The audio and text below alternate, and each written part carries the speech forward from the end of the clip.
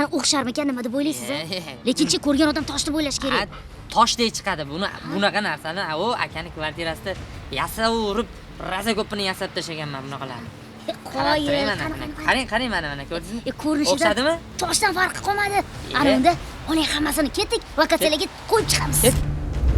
Giyohvand moddalarni xuddi mana shunday usulda tarqatishda gumonlanganlar qo'lga olindi.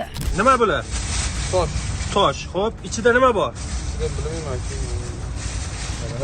Nega? Nima uchun olib yuribsiz buni? Qo'yishga. Qayerga qo'yishingiz kerak? Xohlagan joyga qo'yib, rasmga olib. Mana bunaqa qilib tashlab berishingiz kerak bo'lganmi? Xuddi shunaqa bu oldin tashlab berganlaringizmi?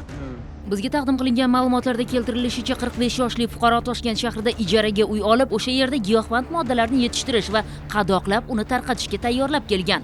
Shuningdek, 1994-2000-yilda tug'ilgan fuqarolar bilan jinoiy til biriktirib, ushbu giyohvand moddalarni Telegram orqali manzillarga yetkazib berishni rejalashtirishgan.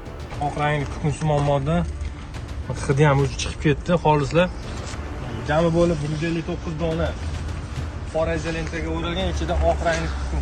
Hammasi shunaqami? Hammasi bir xil narsami? Mazkur holat bo'yicha ish jinoyat ishlari bo'yicha Mirzo Ulug'bek tuman sudida ko'rib chiqildi. Guvohlarning va ayblanuvchilarning so'zlari tinglanib, birinchi sudlanuvchiga O'zbekiston Respublikasi Jinoyat kodeksining 25 orqali 273-moddasi 5-qismi bilan 10 yil muddatga ozodlikdan mahrum qilish jazosi tayinlansin.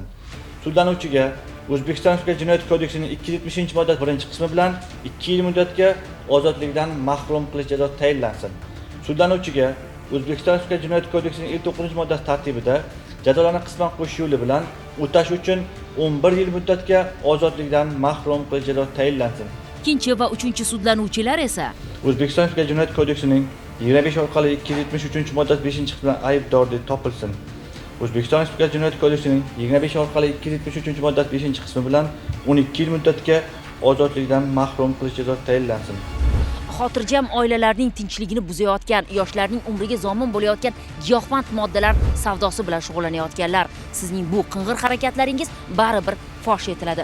Shunday ekan, vaqt borida bu yo'ldan qayting.